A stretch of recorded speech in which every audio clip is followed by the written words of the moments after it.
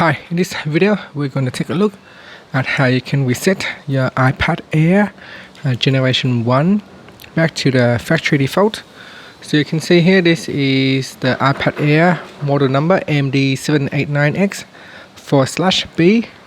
So to reset it back to the factory default, first let's go back to your home screen. Then we tap on settings. In settings, tap on general on the left hand side here. Then we're going to go all the way down and tap on the reset button. Now tap on erase all content and settings. Now if you have already signed into your iCloud, you will need to sign out, or you need to put in the password to sign out of your iCloud and reset the password. So here we need to put in the screen pin. Now once you put in the pins, it will ask you, are you sure you want to erase the iPad? This will delete all media and data.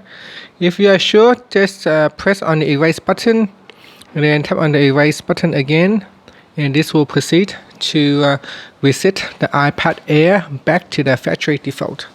Thank you for watching this video. Please subscribe to my channel for more videos.